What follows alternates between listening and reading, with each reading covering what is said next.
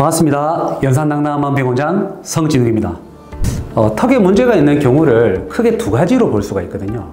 첫 번째는 턱 관절 자체에 문제가 있는 경우, 예를 들면 뭐 턱이 아프다든지 소리가 난다든지 그런 경우겠죠. 씹기 힘들다.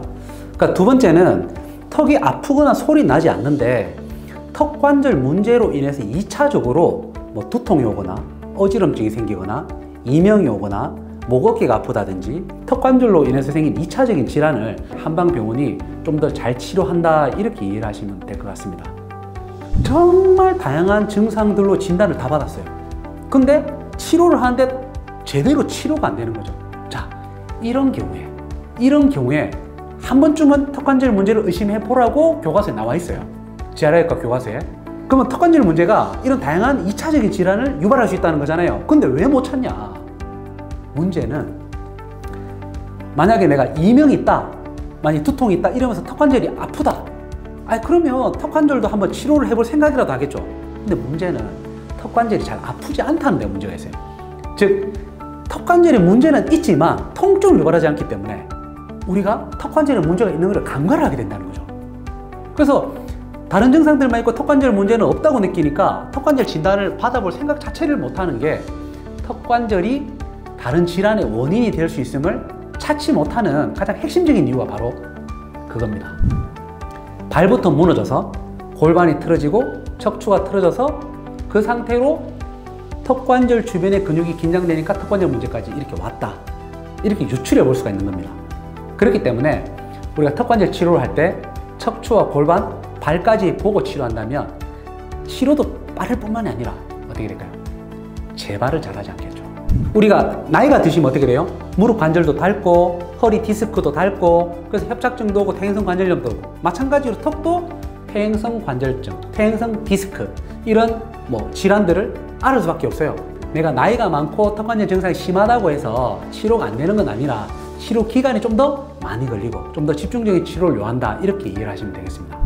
일단 급성과 만성으로 좀 나눠서 설명을 드릴게요. 이제 급성이다, 턱 관절 주변의 근육이 놀라서 긴장을 하면서 입이 벌어지지도 않고 또 음식을 씹을 때 심한 통증을 유발하는 그런 경우가 급성적인 턱관절 염좌 같은 그런 증상이죠. 이런 급성기에는 일단 이제 경직되어 있는 턱관절 주변의 근육들을 이완시켜주는 목적으로 이 핑거, 즉 손을 이용해서 턱관절 안쪽에 손을 넣어서 턱관절 안쪽에 있는 외익상근이나 내익상근 같은 턱관절을 잡아주는 그런 근육들을 풀어주고요. 그리고 이제 손을 이제 턱 안쪽으로 넣어서 턱 관절을 당겼다가 풀었다가 당겼다가 풀었다가 이 관절을 이완시켜주는 추나요법을 병행을 합니다. 그리고 턱 관절 주변에 있는 측두근이나 교근, 이복근 같은 턱 관절 주변에 입을 벌리고 닫을 때 쓰는 근육들을 침을 이용해서 이완해주면서 이제 물리치료를 병행을 하게 되고요. 좀 많이 심한 경우에는 근육 이완제나 이제 근육을 풀어주는 한약을 같이 복용을 하시게 되면 보통 급성기라도 4회에서 5회 정도 이렇게 치료를 하시면 이게 많이 호전되는 경우를 볼 수가 있어요. 예. 자, 그런데 만성이 문제거든요. 이 만성적인 턱관절 질환, 예를 들면 내가 턱이 아픈 지 한 5년에서 10년 정도 됐다, 오랫동안 아팠다, 이런 분들은 CT나 초음파 촬영을 해보게 되면 턱관절 디스크 자체 두께가 굉장히 얇아져 있는 경우를 많이 볼 수가 있어요. 그래서 디스크 두께 자체가 얇기 때문에 턱에서 소리가 지속적으로 나게 되고요.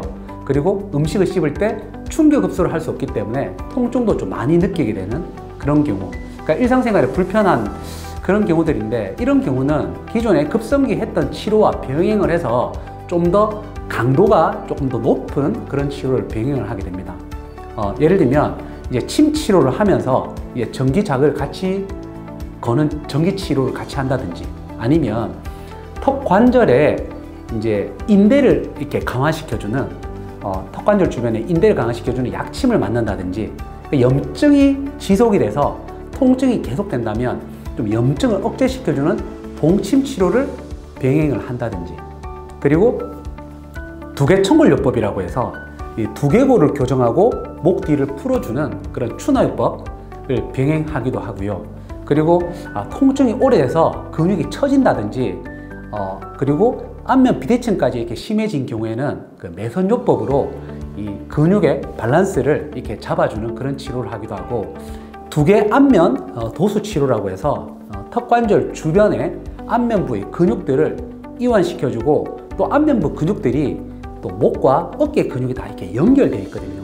그렇기 때문에 목과 어깨를 같이 풀어서 턱관절의 긴장을 더욱 완화시켜주는 도수 치료까지 같이 병행을 하게 됩니다. 그리고 치료를 함과 동시에 좁아져 있는 턱관절 사이의 공간도 확보를 해줘야 되겠죠. 그렇기 때문에 턱관절을 교정하는 교정장치, 턱관절 교정장치를 잠을 자거나 일상생활을 할 때 같이 착용을 해주는 겁니다. 그렇게 해주면 만성적인 질환도 어느 정도 성과를 낼 수가 있습니다. 일단 세 가지 설명드릴게요. 세 가지. 첫 번째는 손가락 세 개를, 이게 손가락 세 개면 햄버거 사이즈죠. 뭐 햄버거를 한 번에 먹을 수 있냐 없냐 이렇게 보시면 됩니다. 이렇게 입 벌려서 자, 그리고 두 번째는 새끼손가락을 귀에다가 넣으세요. 이렇게 양쪽 귀에 넣으시고, 이렇게 넣으시고 벌려보세요. 이렇게 벌리고 닫고 벌리고 닫고 이렇게 했을 때 한쪽 턱관절이 내 한쪽 손가락을 탁탁 때린다, 또는 입을 벌렸을 때 한쪽 턱관절이 한쪽 손을 꽉 누른다, 이런 느낌 드시면 턱의 위치가 안 맞으신 거예요. 세 번째, 귀에 손 넣기 싫은 분들은 이렇게 하세요. 턱관절 옆에 이렇게 양손을 이렇게 갖다 대시고 입을 벌려보세요. 벌리고 닫고, 벌리고 닫고, 이렇게 벌리고 닫았을 때 소리가 난다, 덜크덩거린다. 그리고 한쪽 턱이 먼저 빠지고 다음 턱이 빠지고 들어갈 때는 반대로 들어간다. 이렇게 지그재그로 턱이 움직인다. 이런 경우 턱관절에 문제가 있는 경우입니다. 제일 안 좋은 건 아무래도 이제 한쪽으로 많이 씹기, 그죠? 한쪽으로 많이 씹어서 이제 턱관절이 나빠지는 경우가 많고요. 그 다음에 모로 누워자기, 한쪽으로. 더 최악은 뭐죠? 엎어져서 모로 자기. 자, 턱에 가장 많은 압력을 줄 수밖에 없는 그런 자세이기 때문에 안 좋습니다.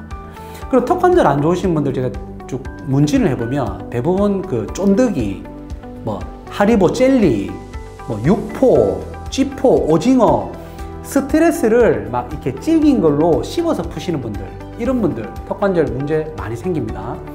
목이 앞으로 빠진 상태에서 근육이 긴장되면 그때 음식 씹고 말하면 턱관절 나빠진다고 했잖아요.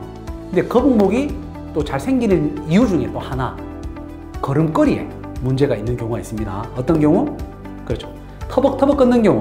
터벅터벅 걸으시면 무릎이 뒤로 빠지기 때문에 자세가 목이 앞으로, 약간 오리처럼 앞으로 목이 쭉 빠지는 자세로 걷게 되거든요. 그 상태로 많이 걷고 서 있고 음식 씹으시면 턱관절 나빠집니다. 그래서 걷는 습관을 뒤꿈치부터 걷는 게 좋습니다.